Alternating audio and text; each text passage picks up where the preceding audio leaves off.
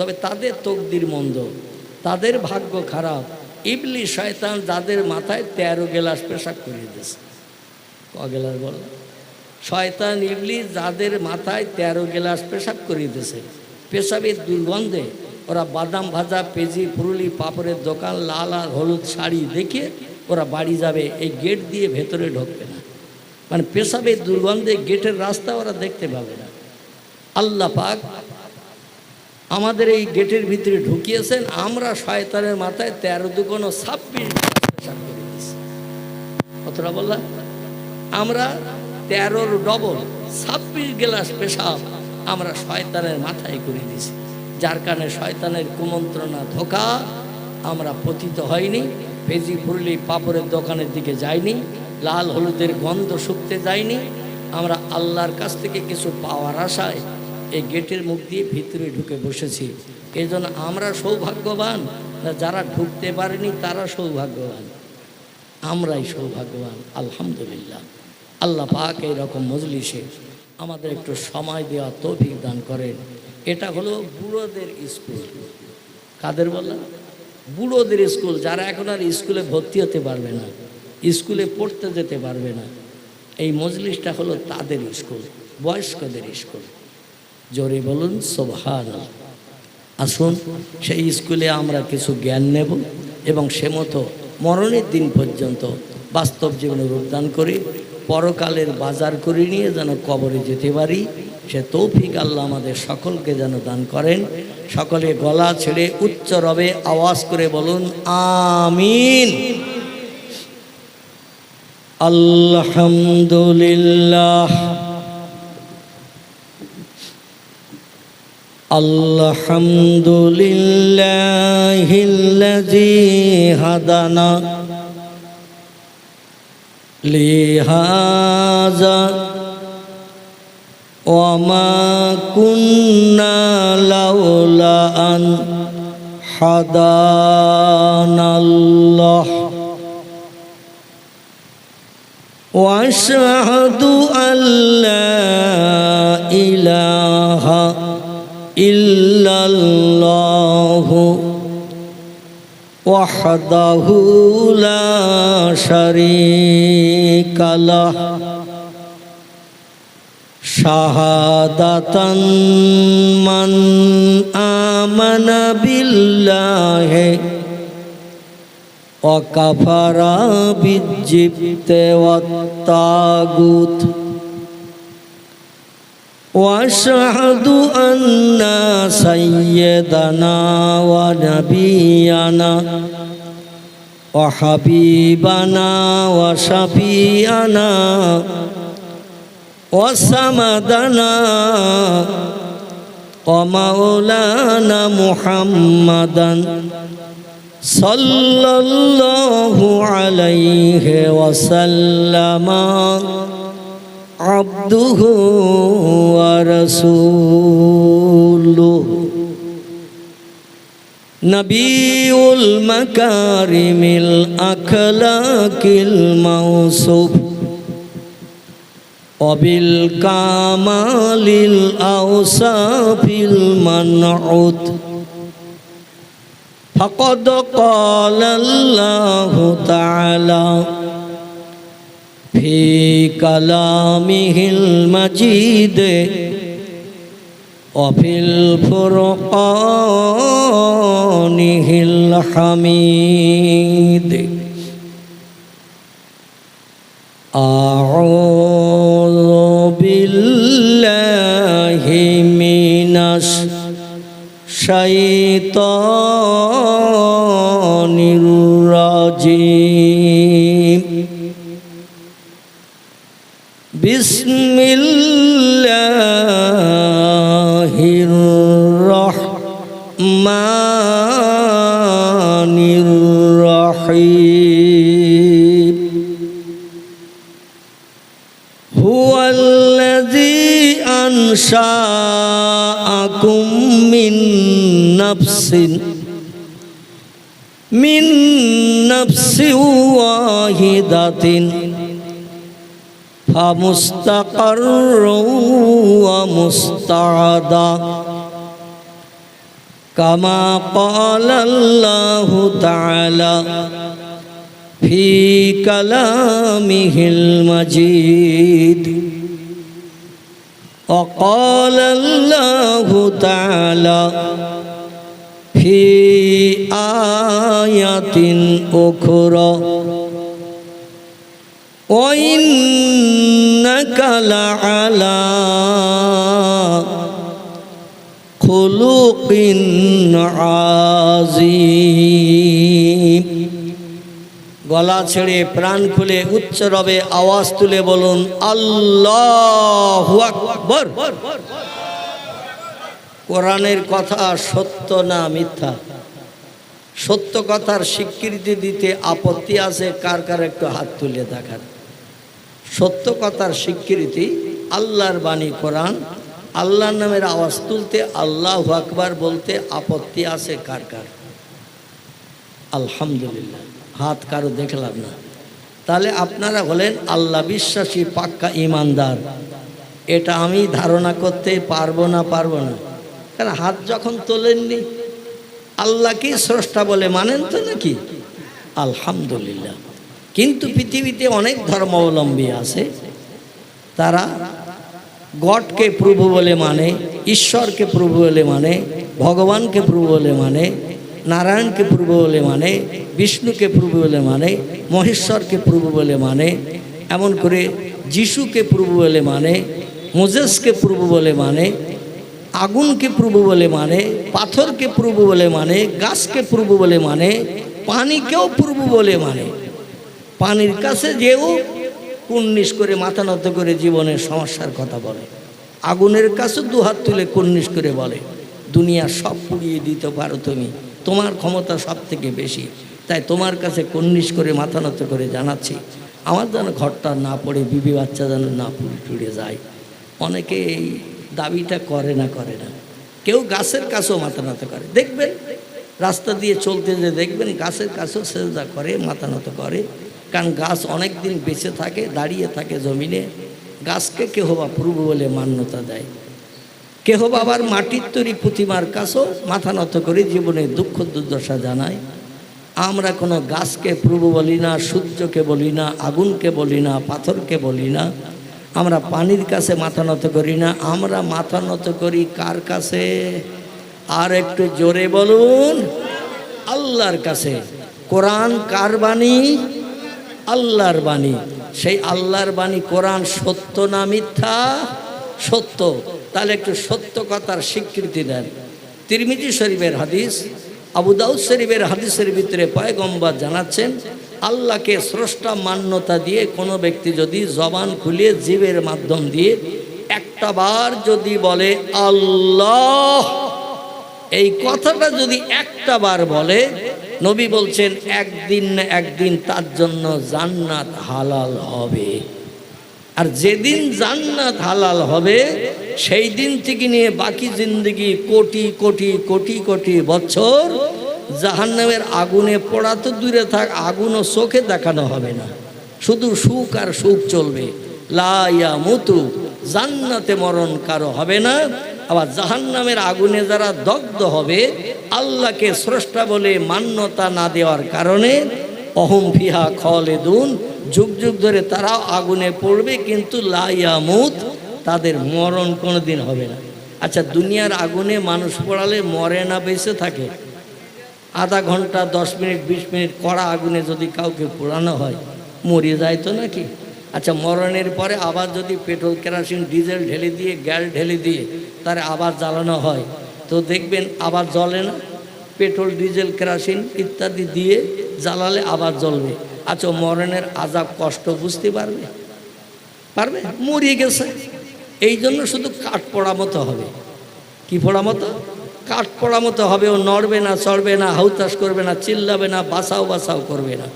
আল্লাহ বলছেন এই ধারণা করে যেন কবরে এসো না। প্রত্যেকটি সৃষ্টির মরণ হবে একবার। কবার? দুনিয়ায় যত সৃষ্টি আছে, তফসিরে মাফাতিহুল গাইব, তফসিরে মাজিদ, তফসিরে রুহুল বায়ান, তফসিরে মাওজুহুল কোরআন, তফসিরে বায়ানুল কোরআন, তফসিরে বাইজাবি, তফসিরে কাশাফ, তফসিরে বি জালালুল কোরআন, তফসিরে মারিফুল কোরআন, বিখ্যাত বিখ্যাত তফসিরের কিতাবে লেখকেরা লিপিবদ্ধ করেছেন। প্রত্যেকটি সৃষ্টির মরণ হবে একবার। সেই মরণটা হলো এই দুনিয়ার মরণ। দুনিয়ার মরণের পরে আবার তাকে জিন্দা করা হবে। অনেক ধর্মাবলম্বী এটা বিশ্বাস করে না, বলে মরে গেলাম তো হয়ে গেল, তারপরে আর কিছু নাই। যেমন আমাদের হিন্দুস্তানের জমিনের কিছু দার্শনিক পণ্ডিত আছে, এদের বলা হয় 4 ভাগ দার্শনিক। অসুবিধা হচ্ছে না তো? একটু ট্রাক্টর দিয়ে নিচ্ছি। ট্রাক্টর বুঝলেন তো, ঘাস বাগানে দানা ছড়ালেই চারা হবে না, এই জন্য একটু ঘাস মারার জন্য ট্রাক্টর দিয়ে নিচ্ছি। জমি পরিষ্কার করে নিয়ে যদি দানা ছড়ানো হয়, একটাও দানা মিট যাবে বলে মনে হয়, তাহলে একটু ট্রাক্টর দেবো 2-5 মিনিট দিয়ে আমি এবার দানা ছড়াবো। প্রত্যেকটা দানায় আশা রাখি চারা হবে। আর এই চারাগুলো তেল সার পাউডার সেচন আপনাদের দিতে হবে। আমি কিন্তু তেল সার পাউডার আর এই সেচন দেওয়ার জন্য আসবো না। ও সেচন তেল সার পাউডার আপনাদের দিতে হবে। গাছ যখন বড় হয়ে যাবে, প্রত্যেকটি গাছ প্রাপ্ত বা প্রাপ্তা বয়স্কা হয়ে গেলে ও গাছে ফল হয় না হয় না। আশা রাখি গাছকে যদি পরিষেবা করেন, পরিষেবা দেন, অবশ্যই গাছে ফল হবে। এই ফলগুলো থলি ভর্তি করে নিয়ে আমরা জায়গায় যে বসে বসে খেতে পারবো। কোরআনের সূরা বাকারায় আল্লাহ বলছেন, ফাহিয়াকুম সুম্মা ইউমিতুকুম সুম্মা ইহয়িকুম। জোরে বলুন একটু আল্লাহু আকবার। আল্লাহ বলছেন, তোমাদের নাম নিশানা পৃথিবীতে বাপ মায়ের বিয়ের আগে কিছুই ছিল না। আমরা বাবা মায়ের মিলনের মাধ্যম দিয়ে তাদের ঔরসে মায়ের গর্ভে এই পৃথিবীতে আমরা এসেছি না আসি নাই। স্বামী স্ত্রী যখন বিয়ে হয়নি, কোনো ছেলের কোনো মেয়ের সঙ্গে বিজ্ঞান ডাকেন, ইঞ্জিনিয়ার ডাকেন, দার্শনিক ডাকেন, সাহিত্যিক ডাকেন, ঐতিহাসিক ডাকেন, যত ধরনের জ্ঞানী ব্যক্তি পৃথিবীতে আছে সবাইকে একটু ডাকেন। বিশ্ববিখ্যাত বিজ্ঞান রুশোকে ডাকেন, প্লেটোকে ডাকেন, হেগেলকে ডাকেন, ক্যান্টকে ডাকেন, ভাওয়ালকে ডাকেন, জার্নালকে ডাকেন, মিলিকে ডাকেন, Thomas Carlyle, William Moore, Edward Gibbon, Goethe, Isaac Newton, Galileo. এরা বড় বড় বিজ্ঞান। যদি মরিয়ে যেয়ে শ্মশানে পুড়ে থাকে কিংবা কেউ যদি কবরে যেয়ে থাকে, ওদের যদি উঠিয়ে এনে বলা হয় বাপের সঙ্গে মায়ের এখনো বিয়ে হয়নি, দেখাশুনো চলছে, এদের পেটে কটা ছেলে কটা মেয়ে জন্ম নেবে, কে কতদিন বাঁচবে, কোথায় রাস্তায় অ্যাক্সিডেন্ট হয়ে কার মরণ হবে, আম গাছের ডাল ভেঙে তলায় পড়ে হার্ট অ্যাটাক হয়ে মারা যাবে, হার্ট বাস্টক হয়ে যাবে, হসপিটাল পর্যন্ত পৌঁছাবে না। একটু বলিয়ে দেন যে লোকটা গাছের ডাল ভেঙে পড়বে, আমরা পারতে যে ডাল ভেঙে, ও লোকটারে গাছে উঠতে দেব না। নদীর পানিতে ডুবে মরবে যে, তারে নৌকা চেপে ভবানীপুর ওপারে যেতে দেব না। ঠিক বলছি না ভুল বলছি? কারণ নদী পারতে গেলে পানিতে ডুবে মরতে পারে। আগাম তত্ত্বটা দিয়েছ, ওরে জীবনে পুকুরের ধার দিয়েও যেতে দেব না। ঠিক কি না? হসপিটালের বেডে শুয়ে পড়লেই মরণ হবে, এরকম তত্ত্ব যদি দাও, তাহলে যত কঠিন রোগ হলে হসপিটালে ভর্তি করব না, নাকি? কারণ হসপিটালে ভর্তি হলে মরণ হবে, তত্ত্ব দিচ্ছ, তাহলে হসপিটালে ভর্তি করবো না। যত কঠিন রোগ হোক বাড়ি রাখ পরে। দুনিয়ার বিজ্ঞান ডাকেন, দার্শনিক ডাকেন, ইঞ্জিনিয়ার ডাকেন, ডাক্তার ডাকেন, মাস্টার ডাকেন, সাহিত্যিক ডাকেন, ঐতিহাসিক ডাকেন, কেউ কে তথ্য দিতে পারবে? আমরা যেটা জানি না সেটা জানে কে? আমরা যে খবর সবার আগে পাই না, সে খবরটা সবার আগে পায় কে? আমরা যেটা দেখতে পাই না সেটা দেখতে পায় কে? যে কাজটা আমরা তাড়াতাড়ি করতে পারি না, সে কাজটা সবার আগে করতে পারেন কে? তিনি হলেন আল্লাহ সুবহানাহু তাআলা। তারই পবিত্র বাণী নাম হলো তার আল কোরআন। কোরআনের শুরুতে ইন্ট্রোডাকশন, সূচনা ভূমিকাতে আল্লাহ জানাচ্ছেন প্রথম, যালিকাল কিতাবু লা রাইবা ফিহি। একটু জোরে চিল্লিয়ে বলুন আল্লাহু আকবার। আল্লাহ বলেন, আমার কোরআন পৃথিবীতে সেরা ধর্মগ্রন্থ, শ্রেষ্ঠ ধর্মগ্রন্থ। কোরআনের মতো জ্ঞান আর কোনো কেতাবে নাই, বেদে নাই, পুরাণে নাই, গীতায় নাই, ভগবতে নাই, রামায়ণে নাই, মহাভারতে নাই, জেন্দাবাস্তায় নাই, গ্রন্থ সাবে নাই, মনুসংহিতায় নাই, উপনিষদে নাই, তৌরিতে নাই, জব্বুরে নাই, ইঞ্জিলে নাই, কোনো ধর্মগ্রন্থে আমার সেরা কিতাব যেটি নাম হলো তার আল কোরআন, ওটা আমি অতীতকালে লক্ষ লক্ষ বছর আগে আরশ কুরসিতে আমি লৌহে মাহফুজ বলে একটি জায়গা সেখানে সংরক্ষণ করে রেখেছিলাম।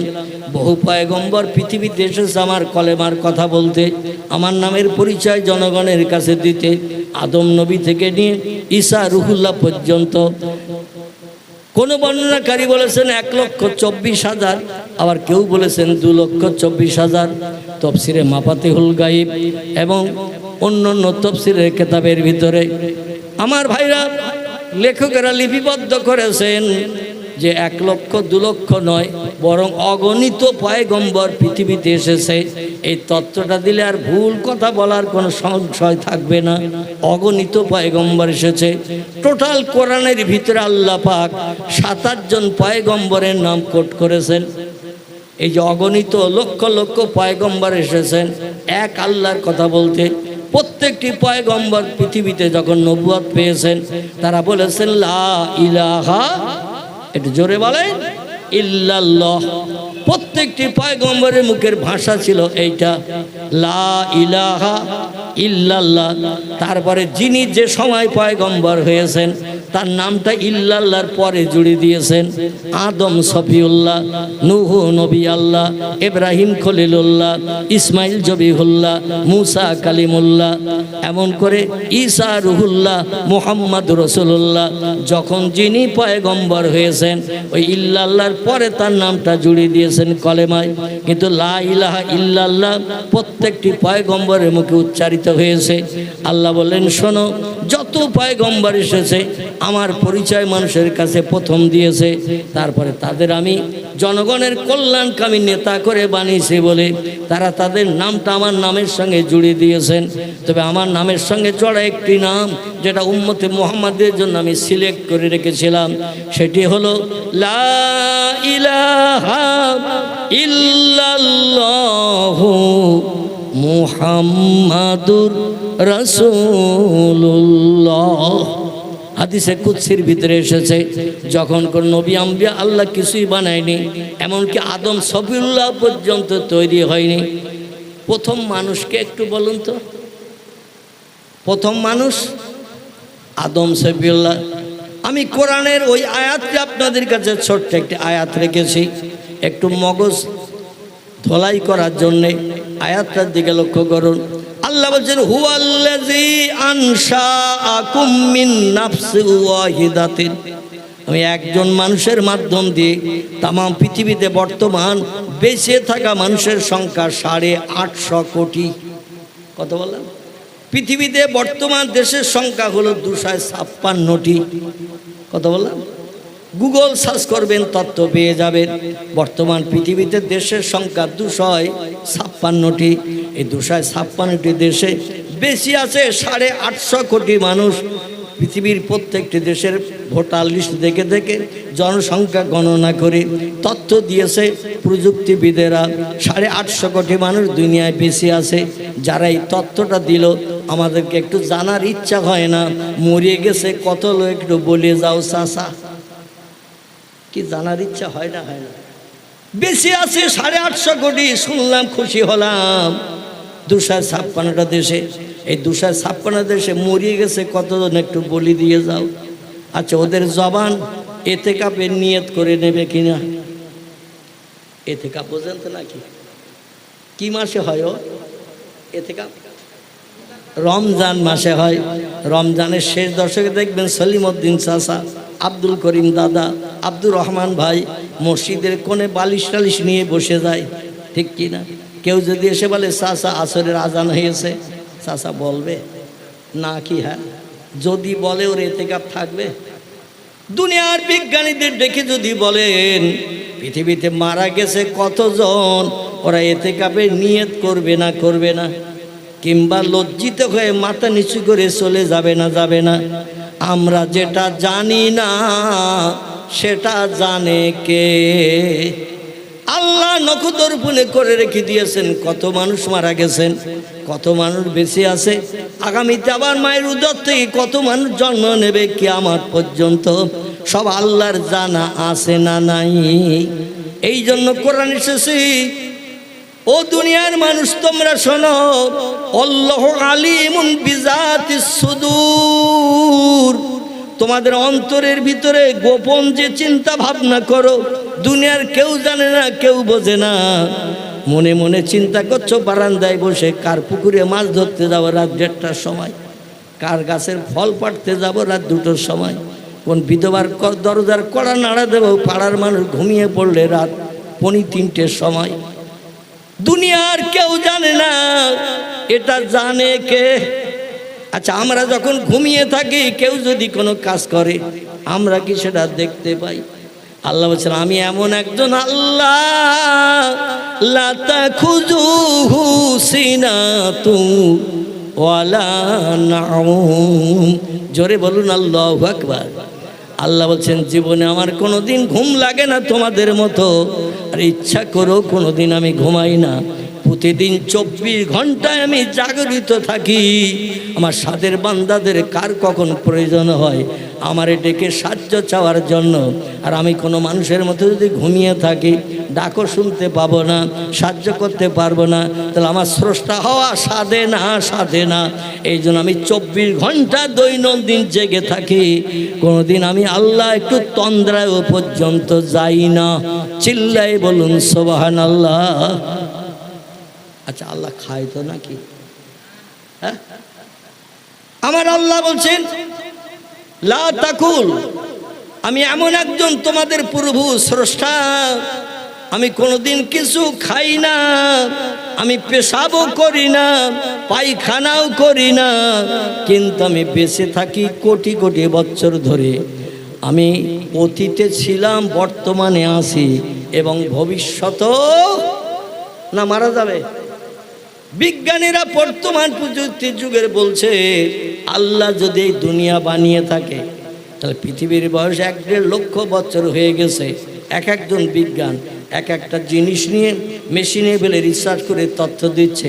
কেউ বলেছিল পৃথিবীর বয়স 10,000 বছর, কেউ বলেছেন 15,000, কেউ বলেছেন 30,000, কেউ বলেছেন 50,000। জাপানের জঙ্গল থেকে ডাইনোসরের একটি হাড়হাড্ডি নিয়ে রিসার্চ করে বলছেন, এই ডাইনোসর নামক এই যে জন্তুটির হাড়হাড্ডি পাওয়া গেছে, মেশিনে ফেলে রিসার্চ করে দেখছি 1 লক্ষ বছর আগে দুনিয়ায় বেঁচে ছিল। বিজ্ঞানীরা বলছে 1.5 লক্ষ বছরের বেশি পৃথিবীর বয়স। আর আল্লাহ যদি এই পৃথিবী বানিয়ে থাকে, না জানি আল্লাহ সলিমউদ্দিন চাচা আব্দুল করিম দাদার থেকে আরো কত বেশি বুড়ো হয়ে গেছে। আর চাচা দাদারা বুড়ো হয়ে যায়, খালি খালি হাঁটতে পারে না, লাঠি ধরে চলতে হয়। আবার দাঁতও পড়ে যায়, চোখের পাওয়ার লেস হয়ে যায়, শক্তি কম হয়ে যায়, আল্লাহ না জানি কত দুর্বল হয়ে গেছে। আর আমরা বিজ্ঞানীরা প্রযুক্তি যুগে হাজারো যন্ত্রমেশিন পাতি মেশিন বানিয়ে মানুষের মুখে শুধু হাসি আর হাসি ফুটাচ্ছি। আল্লাহ থেকে আমাদের ক্ষমতা বেশি। একটু জোরে বলেন, আরো জোরে বলেন। বলছে আল্লাহ বুড়ো হয়ে গেছে, বুড়ো হয়ে গেলে ক্ষমতা কম হয়ে যায়, এই জন্য আল্লাহর ক্ষমতা এখন কম, আমরা বিজ্ঞানীরা আমাদের ক্ষমতা বেশি। আচ্ছা, আল্লাহ কি কোনোদিন বুড়ো টুড়ো হবে বলে মনে হয়? তিনি বলছেন, আল্লাহু হাইয়ুন কাইয়ুম, আমি অতীতে যেমন ছিলাম বর্তমানে তেমন আছি, ভবিষ্যতেও তেমন থাকবো, আমার কোনো পরিবর্তন হবে না। তোদের পরিবর্তন হবে, কারণ যত সৃষ্টি পৃথিবীতে বাস করে অধিকাংশ সৃষ্টি সব খায়, বিশ্রামের জন্য ঘুমায়, পেশাব করে, পায়খানা করে। আমি ওই সমস্ত জিনিস থেকে বিরত, এই জন্য আমার চেহারার পরিবর্তন হবে না। আর যারা খায়, ঘুমায়, পেশাব পায়খানা করে ওদের পরিবর্তন হবে না, ওদের পরিবর্তন হবে, আমার কোনো পরিবর্তন নাই। জোরে বলুন একটু সুবহানাল্লাহ। সেই আল্লাহ বলছেন, যালিকাল কিতাবু লা রাইবা ফি, আমার আসমানি সেরা কিতাব 104খানা কিতাব আল্লাহ পয়গম্বরদের মাধ্যম দিয়ে পৃথিবীর মানুষকে হেদায়েতের জন্য দুনিয়ায় পাঠিয়েছিলেন জিবরিল আমিন দ্বারা। কার দ্বারা বললাম? জিবরিল আমিন দ্বারা 104খানা কিতাব আল্লাহ পৃথিবীতে পাঠিয়েছেন। এই 104খানা কিতাবের ভিতরে সেরা কিতাবের নাম আল কোরআন। সেটা আমাদেরই ধর্মগ্রন্থ। তাহলে আমরা সৌভাগ্যবান না দুর্ভাগ্যবান? সৌভাগ্যবান। এমন কিতাব আল্লাহ পাঠিয়েছেন যে কিতাবের শুরুতে ইন্ট্রোডাকশন, সূচনা ভূমিকাতে আল্লাহ জানাচ্ছেন আমার এই কিতাবের ভিতরে যত বিষয়ের তথ্য ভরা রয়েছে, যত নবী আম্বিয়ার কথা বলা হয়েছে, অতীতকালের যত খবর দেয়া হয়েছে, ভবিষ্যৎকালে যত খবর দেয়া হয়েছে, লা রাইবা ফি, একটা তথ্যের ভিতরে শস্যদানা পরিমাণ শকসভা সন্দেহ নাই, মিথ্যা নাই, ভুল নাই। এই কথাটা আগে বিশ্বাস করো, তারপরে আমার কোরআন পড়তে থাকো। যে তথ্যগুলো পাবে, অজানা তথ্যগুলো মগজ ঘুলে যাবে, কিন্তু অবিশ্বাস করো না। অবিশ্বাস করলে কাফের হয়ে যাবে, আর কাফেরের ঠিকানা হলো জাহান্নাম। আমি আল্লাহ বানিয়ে রেখেছি একটা জ্বলন্ত অগ্নিকুণ্ড বানিয়ে রেখেছি, সেখানে কোটি কোটি বছর ধরে জ্বলতে হবে। লা ইয়ামুতু ওয়ালা ইউকরিস ফিহা। আল্লাহ বলছেন মরণ সেখানে হবে না। কোনো বন্ধু এসে তোমার বাইরে বার করে 2-5 দিনের জন্য স্বস্তি দিতে পারবে না। কোরআন বলছে কুল্লামা নুদিজাত জুলুদুহুম বাদদালনাহুম জুলুদান গায়রাহা লিয়াযুকুল আযাব। জোরে বলুন আল্লাহু আকবার।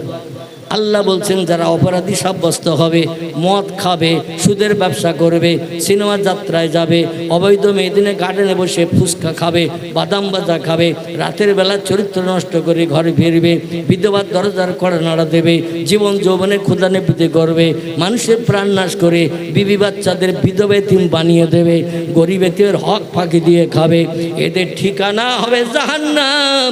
আর জাহান্নাম এমন একটা জায়গা, কুল্লামা নুদিজাত জুলুদুহুম, এদের গায়ের গোশত চামড়াগুলো জাহান্নামের আগুনে পুড়িয়ে পুড়িয়ে কয়লার মতো ঝরিয়ে ফেলা হবে। কিন্তু আমাদের এই গোশতের ভিতরে একটা হাড়ের স্ট্রাকচার আছে না নাই? প্রত্যেকের গোশত মাংসের ভিতরে একটা হাড়ের ফ্রেম আছে না নাই? প্রতিমা বানায় দেখবেন আগে একটা বাঁশের ফ্রেম করে নেয়, তার গায়ে কাদামাটি দিয়ে সুন্দর করে মানুষের আকৃতি বানিয়ে রং চং করে একটা মানুষের মতো চেহারা বানায়। ঠাকুর দেখতে যেমন, একটা মানুষও তেমন। তবে একটা জিনিস ওই ঠাকুরের ভিতরে নাই, যেটার নাম হলো প্রাণ। চোখ আছে, নাক আছে, কান আছে, মুখ আছে, পা আছে, সব কিছু আছে, কিন্তু ওর দেহের ভিতরে প্রাণ নাই। এই প্রাণ নাই, তারই কারণে সে অচল হয়ে যেখানে রাখে সেখানে থাকে। ঠিক বললাম না ভুল? আর আমাদের দেহের ভিতরে প্রাণ আছে, এই জন্য আমরা যখন তখন যেখানে ইচ্ছা সেখানে যেতে পারি, যেখানে ইচ্ছা যে আমরা খাবার খেতে পারি, যেখানে ইচ্ছা মনের শখ মেটাতে পারি। তাদের প্রাণ নাই, কিন্তু দেখতে অবয়ব মানুষের মতো। ঠিক কি না আমার ভাইরা? আল্লাহ বলছেন ও মানুষ, তোমরা যারা মারা যাবে, মরণের পরে আপনজন কবরে তোমাদের কবরস্থ করবে। হাড় হাড্ডি রগরেশা পুছে গলে কবরে যায়। অনেক কবর উলে গলে গেছে, দেখলে বোধহয় শুধু হাড়গুলো রয়েছে, গোশত পোস্ত নাই। যে কবরগুলো ভেঙে চুরি গেছে, গর্ত হয়ে গেছে, সেখানে মানুষের গোশত পোস্ত কিছুই থাকে না। আল্লাহ বলছেন ইন্নামা আমরুহু ইজা আরাদা শাইয়ান আইয়াকুলা লাহু কুন ফায়াকুন। জোরে বলুন একটু আমিন। আল্লাহ বলছেন আমি আল্লাহ যখন কোনো বিষয়ে কোনো হুকুম করি, এজা আরাদা শাইয়ান, কোনো কিছু তৈরি করার পরিকল্পনা ইচ্ছা প্রকাশ করি, আইয়াকুলা লাহু, আমার জবান দিয়ে শুধু একটু বলি কুন হ ফায়াকুন, সঙ্গে সঙ্গে সেটা হয়ে যায়। আমার কোনো কিছু বানাতেই তৈরি করতে 1 সেকেন্ডের জায়গায় 2 সেকেন্ড সময় কোনোদিন লাগেনি, এবং ভবিষ্যতও লাগবে না। কারণ আমি আল্লাহ বর্তমান ভবিষ্যৎ অতীতকাল যা কিছু কাল আছে, সব কালে একই পাওয়ারে অধিষ্ঠিত আছি এবং থাকবো। জোরে বলুন একটু সুবহানাল্লাহ। তোমাদের কবরে রাখা হচ্ছে, গোশত পোস্ত পচে যাচ্ছে, পোকা খেয়ে নিচ্ছে। আমি আল্লাহ শুধু কোন বলবো, আবার তুমি পূর্বের মতো মানুষ হয়ে যাবে। কারণ কোরআনের প্রথম সূরাটির নাম হলো সূরাতুল বাকারা। সেই সূরা বাকারায় আল্লাহ পাক জানিয়ে দিচ্ছেন স্বামী স্ত্রী মিলন হলো, বিয়ের পরে স্বামী স্ত্রী মিলন হলো, জীবন যৌবনে ক্ষুধা নিবৃত্তি হলো, মায়ের এভের ভিতরে একটা বাচ্চা এসে গেল। 9 মাস 10 দিন পরে ওই বাচ্চাটা দুনিয়ার মুখ দেখলো। আর দুনিয়ায় এসে তোমরা মনে করছো ধরারে সরা পেয়ে গেছি, আর বোধহয় কোথাও যেতে হবে না, এই দুনিয়ায় চিরস্থায়ী বাস করব।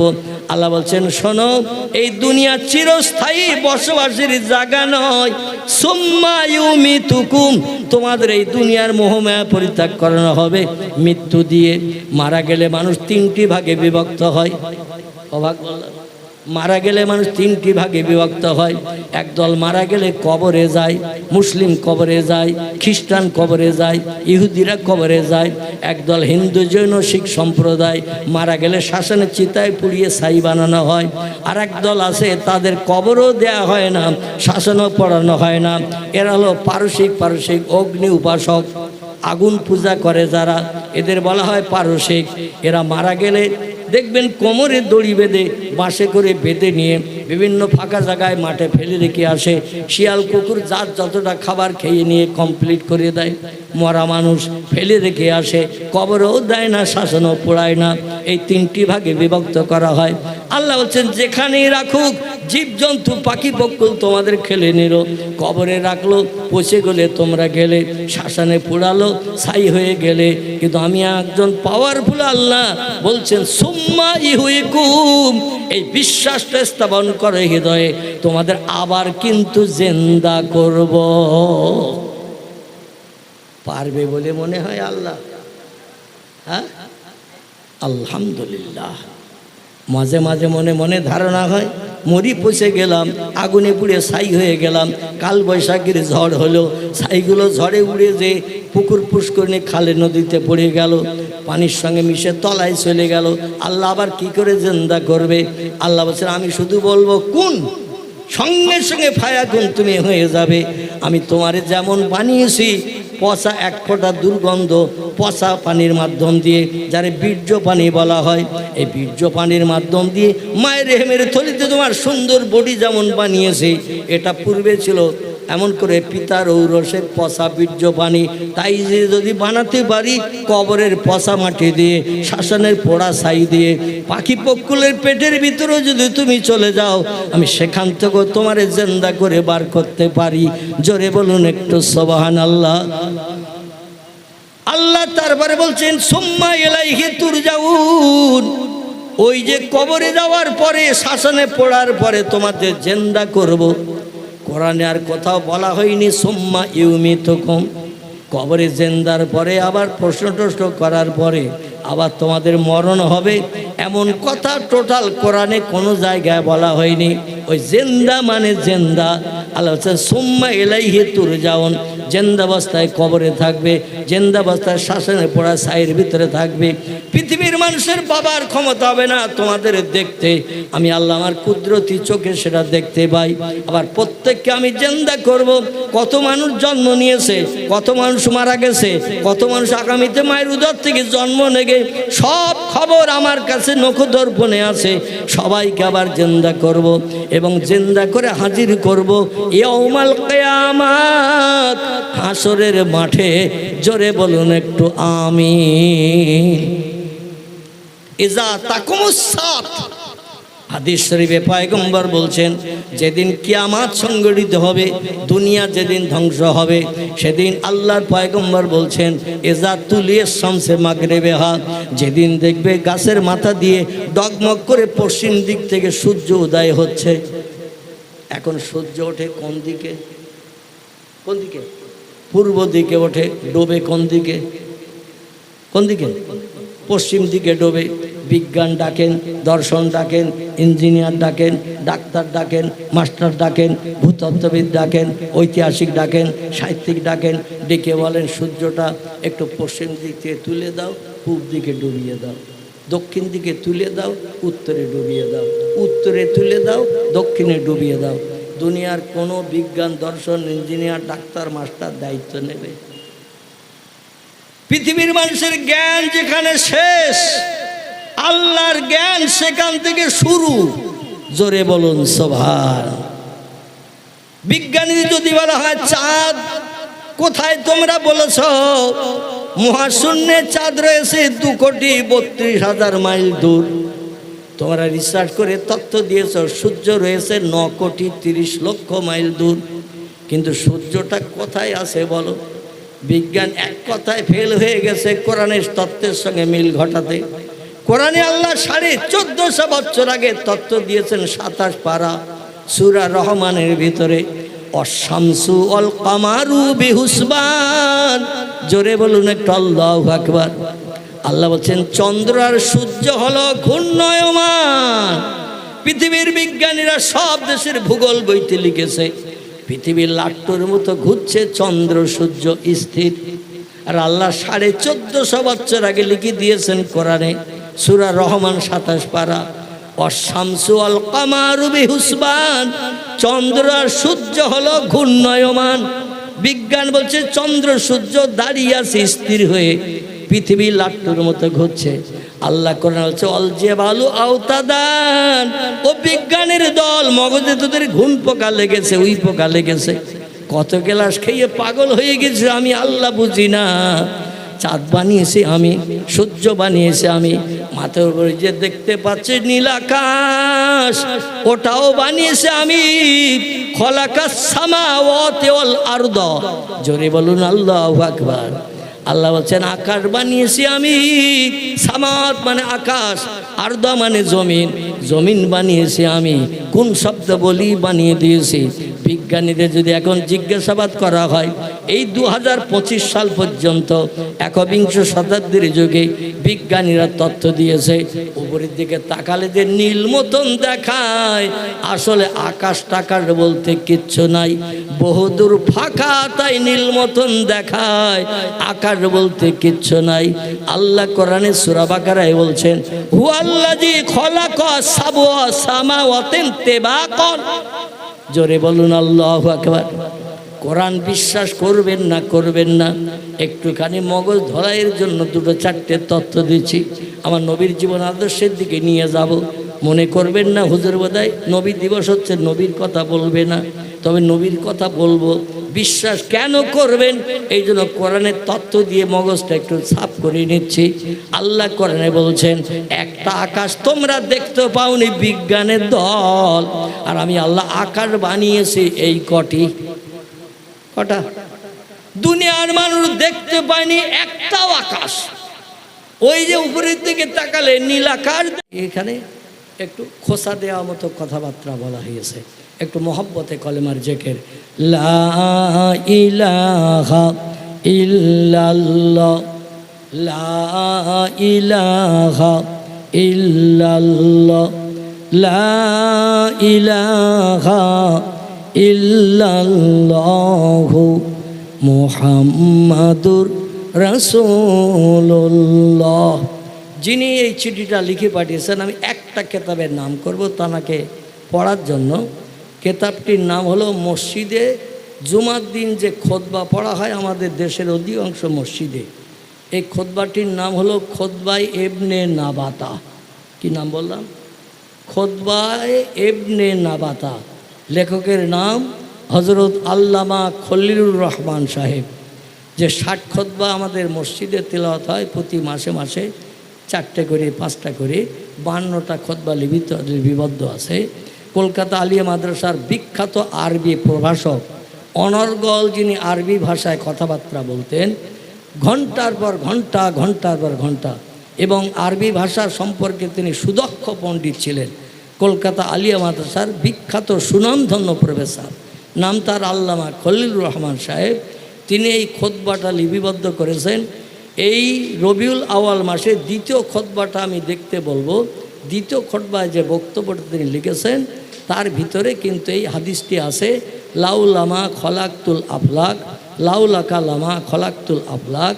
আল্লাহ পাক বলছেন আমি কোনো কিছুই বানাতাম না আমার মোহাম্মদ রসুল্লাহকে যদি সৃষ্টির পূর্বে না বানাতাম। জোরে বলুন সুবহানাল্লাহ।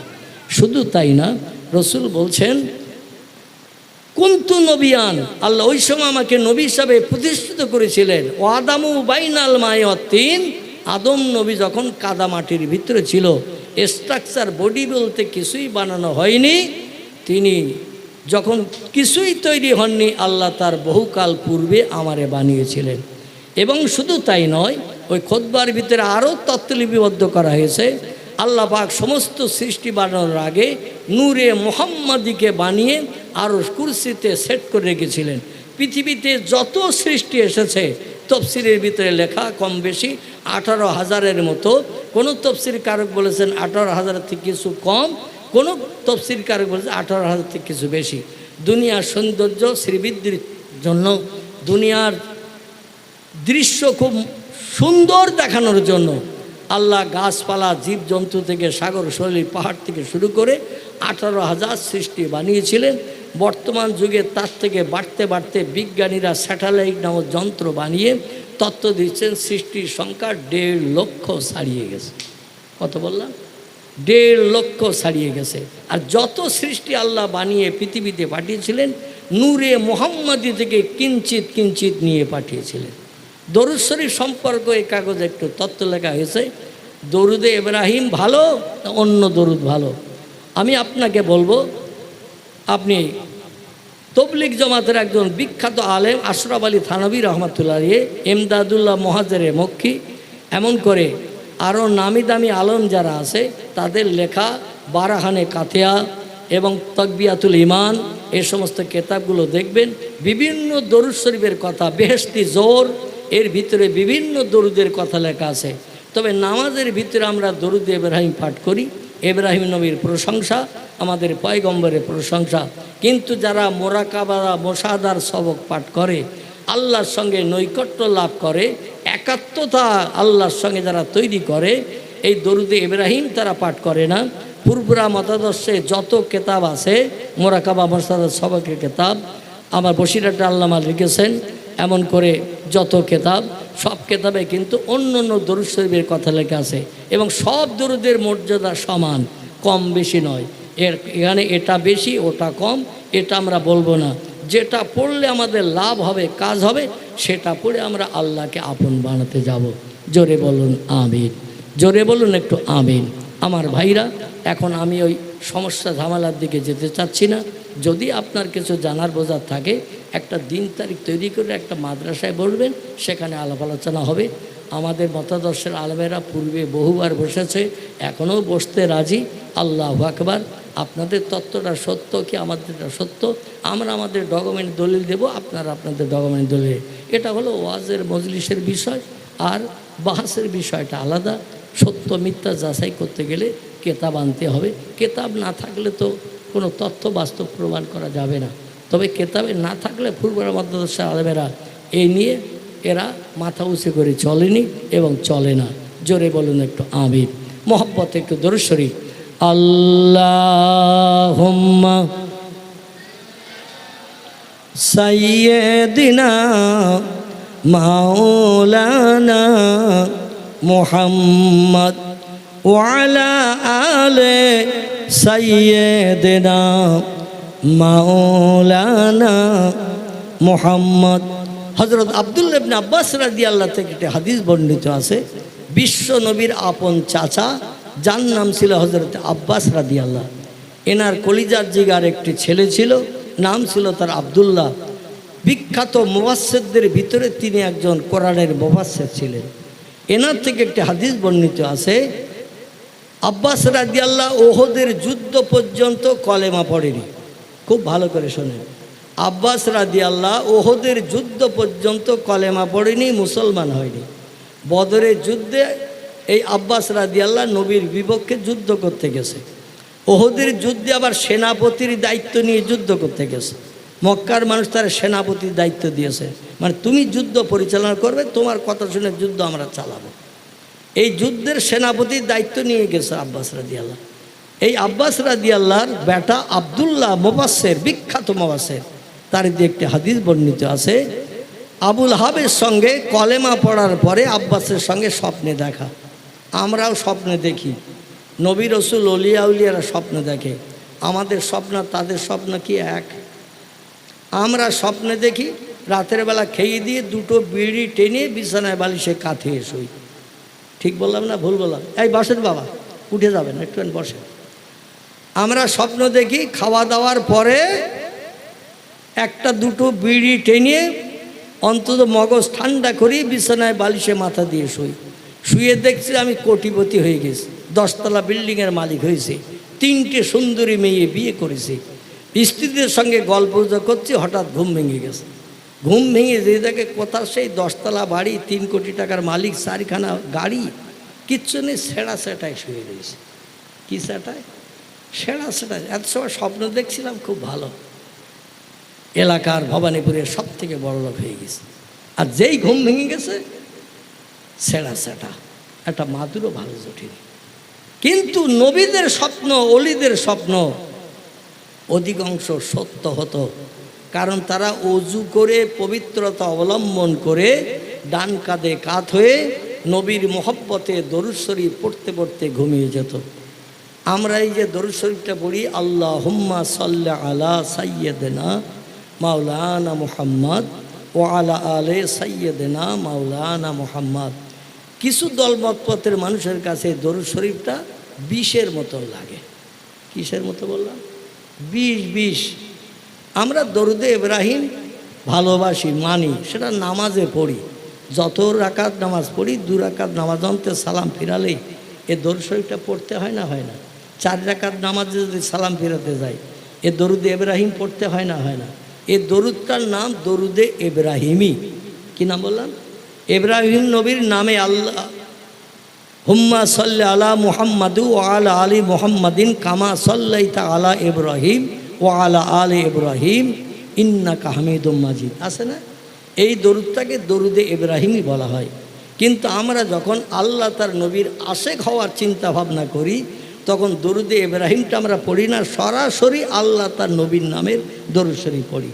আল্লাহুম্মা সাল্লি আলা সাইয়্যিদিনা মুহাম্মাদিন নবিয়্যিল উম্মিহি ওয়া আলা আলিহি ওয়া সাহাবিহি ওয়া বারিক ওয়া সাল্লিম সাল্লাল্লাহু আলা মুহাম্মদ সাল্লাল্লাহু আলাইহি ওয়াসাল্লাম, এটাও একটা দরুদ শরীফ। কি বলি বুঝতে পেরেছেন? দরুদ শরীফ অনেক রকম আছে। এইবার আপনার যেটা যেমন পছন্দ, আমরা আল্লাহ নবীর সঙ্গে যখন আশেক হতে যাই তখন নবী আর আল্লাহর নামে দরুদটা আমরা বেশি পড়ার চেষ্টা করি। তবে আমরা অ্যাভয়েড করি না দরুদ ইব্রাহিম, কারণ ওটা নামাজের ভিতরে পড়তে হয়, পড়ি, কিন্তু আমরা অন্য জায়গায় অন্য ক্ষেত্রে অন্য দরুদ পড়ি। কিন্তু আপনাদের অত হিংসা হয় কেন? কোনো দরুদ পড়া যাবে না হাদিসে এমন তথ্য আপনারা নিয়ে আসবেন তো। সাল্লাল্লাহু আলা মুহাম্মদ সাল্লাল্লাহু আলাইহি ওয়াসাল্লাম, এ দরুদ পড়া যাবে না নবীর নামের প্রশংসা করা? কিংবা আল্লাহুম্মা সাল্লি আলা সাইয়্যিদিনা মুহাম্মাদিন নবিয়্যিল উম্মিহি ওয়া আলা আলিহি ওয়া সাহাবিহি ওয়া বারিক ওয়া সাল্লিম। নবী মূর্খ নবী ছিলেন, তাই সেই মূর্খ নামটা উচ্চারণ করে পড়া হয়। আর এই দরুদ শরীফ পাঠ করলে নবী বলছেন আমি 40 দিনের ভিতরে স্বপ্নযোগে তার সঙ্গে দিদার নসিব করাই। জোরে বলুন একটু সুবহানাল্লাহ। আমার ভাইরা, এই জন্য আমরা বিভিন্ন রকমের দরুদ পড়ি, নামাজও পড়ি, অন্য অন্য দরুদ শরীফ পড়ি। এখন নবী দিবস নবীর আমলে ছিল না কোন আমলে ছিল সেটা প্রশ্ন করা হয়েছে। হযরতে আব্বাস রাদিয়াল্লাহু আনহুর সঙ্গে কলেমা পড়ার পর ওহদের যুদ্ধে ধরা পড়ার পরে আল্লাহ রসুল তাকে 100 দিরহাম জরিমানা ধরেছিলেন। কতটা বললাম? 100 দিরহাম জরিমানা ধরেছিলেন। চাচা, তুমি যুদ্ধ করতে এসে ধরা পড়েছো, আমার সাহাবীদের কাছে, সৈন্যদের কাছে আবু বকর সিদ্দিক বলেছে জরিমানা নিয়ে ছেড়ে দেওয়া হোক, কারণ ওরা পূর্বে আমাদের পাড়া প্রতিবাসী ছিল। ওমর রাদিয়াল্লাহু বললেন ওরা আমাদের প্রাণনাশ করতে এসেছে, আল্লাহ সাহায্য পেয়েছি তাই আমরা জয়ী হয়ে গেছি, ওদের একটাও ছেড়ে দেওয়া যাবে না, আপনি আমারে অনুমতি দেন। 70 জন মক্কার মুশরিক ধরা পড়িয়েছে, ও মাথা থেকে ধরবো এ মাথা পর্যন্ত কমপ্লিট করে শত্রু একটাও রাখবো না। নবী বললেন তোমার আইনটা খুব কড়া মতন মনে হচ্ছে। আল্লাহ জিবরিলকে পাঠিয়ে দিয়ে বললেন জিবরিল আমার নবীর কাছে যে খবর দাও, আমার নবী আবু বকরের রায়টা পছন্দ করেছে, কিন্তু আমি আল্লাহ ওমরের রায় পছন্দ করেছি। বোঝা গেল? আল্লাহ বলছেন নবী আবু বকরের রায় পছন্দ করেছে, পাড়া প্রতিবাসীর প্রাণনাশ করে বিবি বাচ্চা বিধবা এতিম বানিয়ে দরকার নাই, কিছু কিছু জরিমানা নিয়ে ছেড়ে দেন।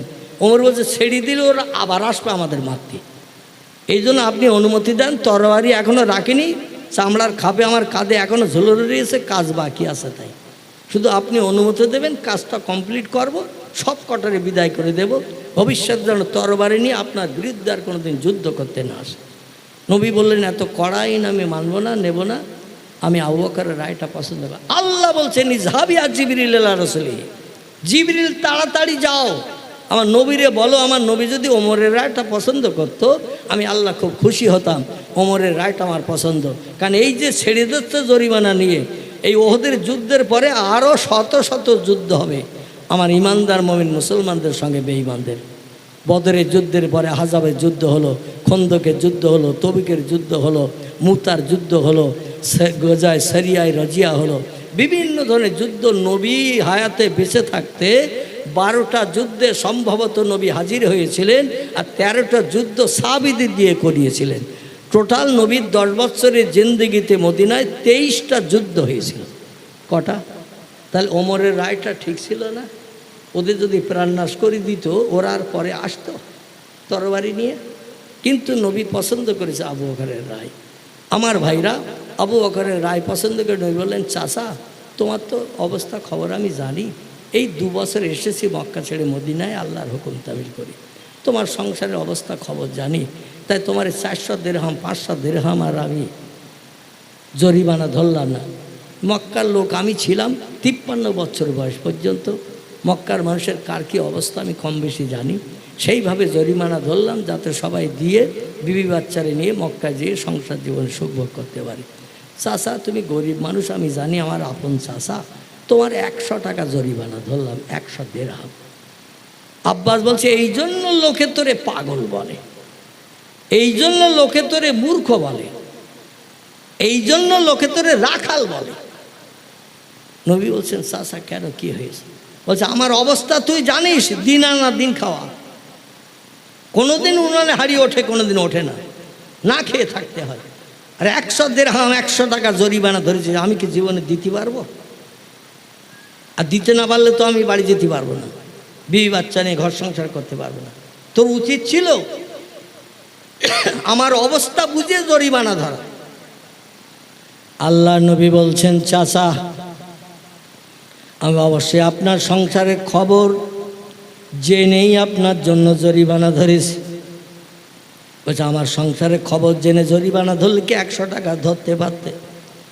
আল্লাহ নবী বলছেন, চাচা মক্কার মুশরিকরা যখন মিটিং করলো, মিটিংয়ে আপনার সেনাপতির দায়িত্ব দিল, যুদ্ধ পরিচালনা করবেন আপনি।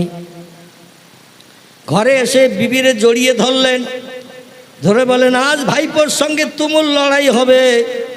বদরের যুদ্ধ আমাদের সৈন্য ছিল 1000, এই যুদ্ধ আমাদের সৈন্য তৈরি করেছে 3000, 3 ডবল সৈন্য বানিয়েছে।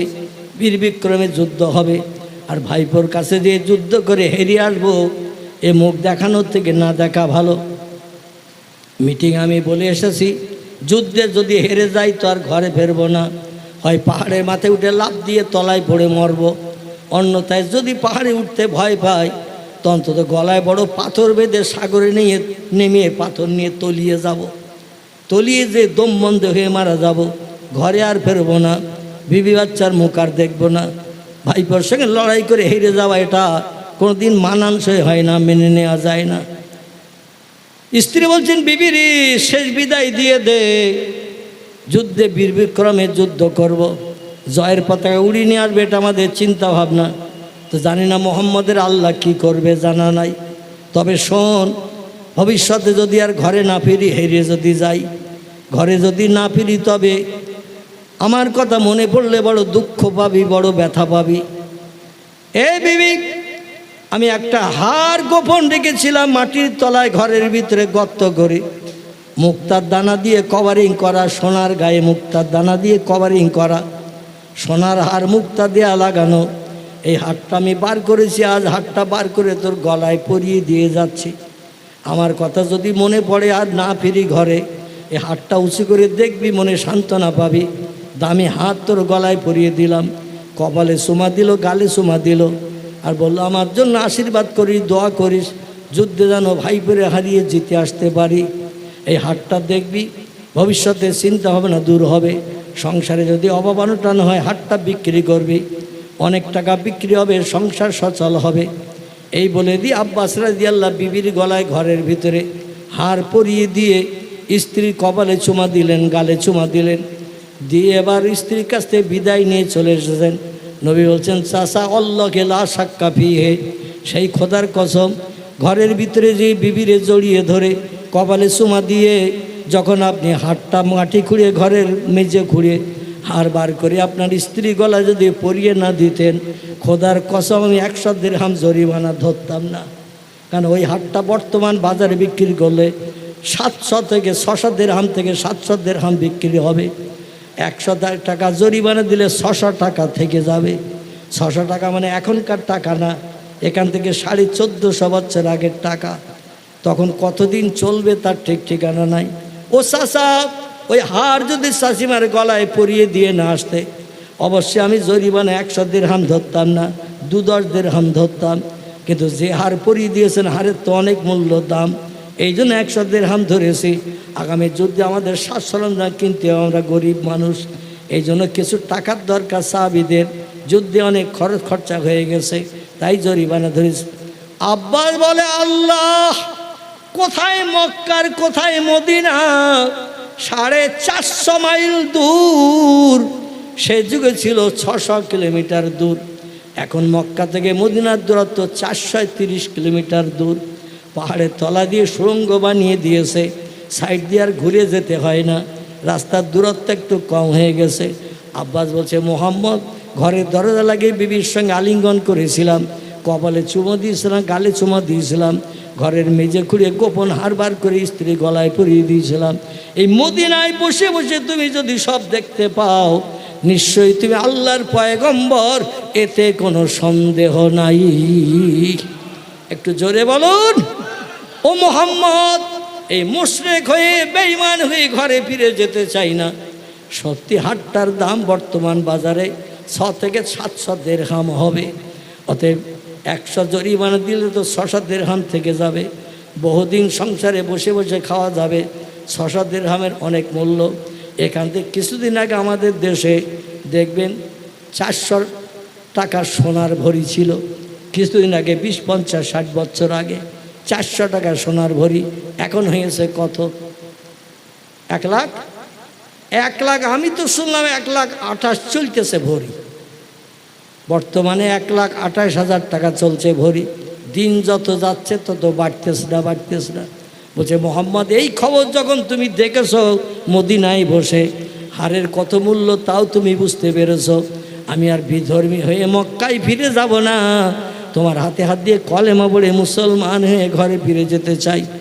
আল্লাহ নবীর হাতে হাত দিলেন ওই মুশরিক কাফের, নবীর আপন চাচা। আবু লাহাব যেমন আপন চাচা ছিল, আবু জেহেল যেমন চাস্ত চাচা ছিল, এ আব্বাস আপন চাচা ছিল। এ কলেমা পড়ে মুসলমান হয়ে গেল।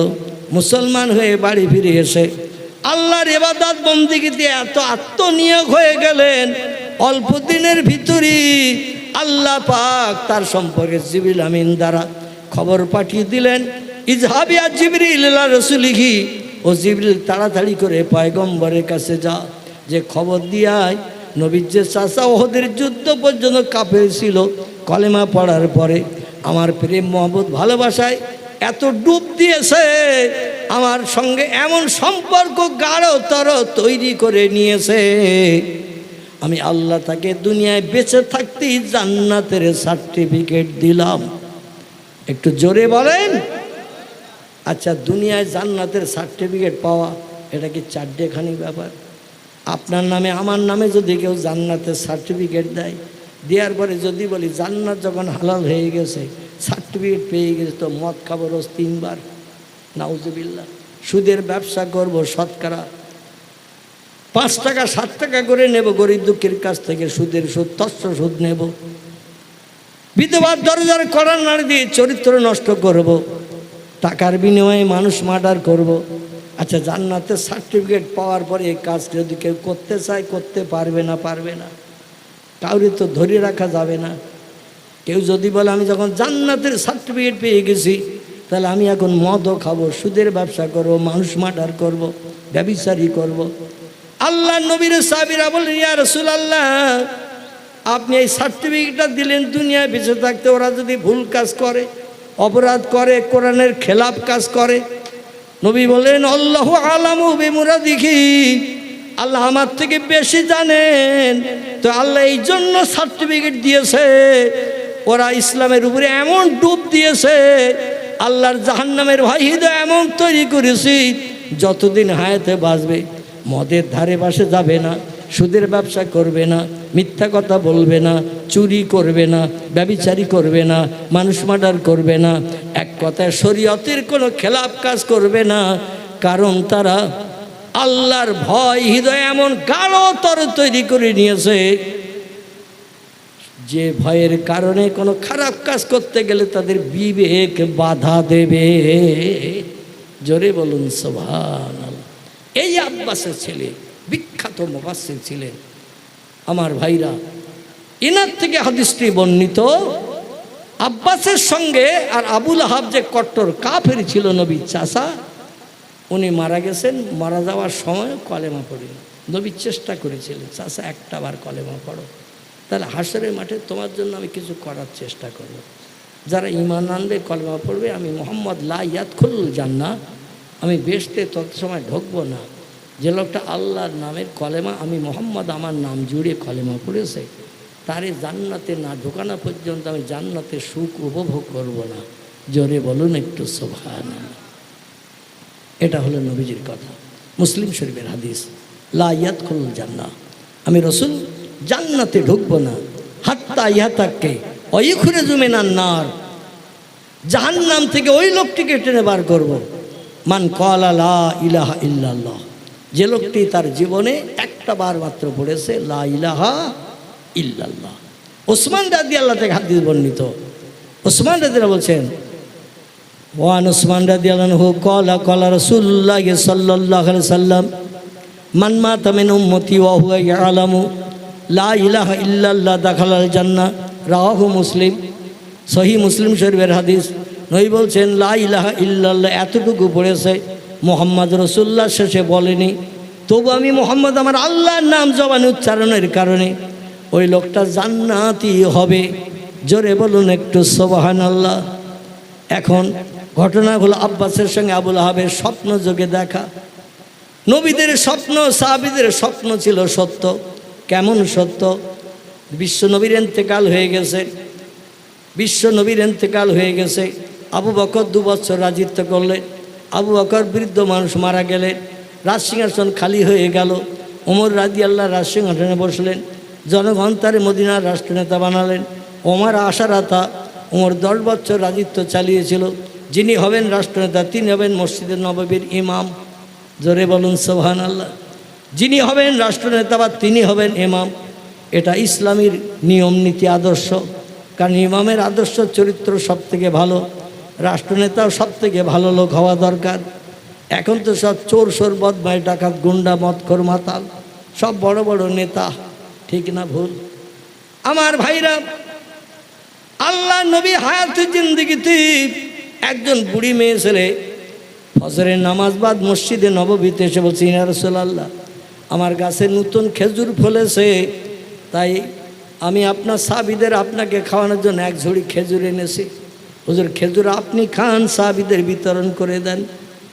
নবী বুড়িমার কাছ থেকে খেজুরে ঝুড়ি নিয়ে সাহাবীদের ডাকছেন আর দিচ্ছেন, অমুকেশ অমুকেশ অমুকেশ। হযরত আলীরে ডাকলেন, আলী তুমি কি আসো নাকি? আলী বলে, নাম ইয়া রাসূলুল্লাহ আসি। নবী বলেনি আমার কাছে এসো। আলী নবীজির কাছে গেলেন, আল্লাহ নবী একটা খেজুর আলীরে দিলেন, দিয়ে বলছেন, যাও তুমি খাও, কিংবা তোমার 2টি বাচ্চা আছে তাদের দাও, কিংবা তোমার বিবিরে দেবে দাও, কিংবা কেটে কেটে সবাইকে দাও। আমাদের দেশের খেজুরের থেকে সৌদির খেজুর একটু মোটা বড় না, একটু মোটা বড়, এই জন্য প্রয়োজনে 2 জন 3 জন 4 জন একটু একটু করে খেলেও খেতে পারে। আলী রাদিয়াল্লাহু চুপ করে দাঁড়িয়ে রয়েছে, দেখি ঝুড়ির খেজুর সবাইকে দেওয়ার পরে বাড়তি কিছু থাকে কি না।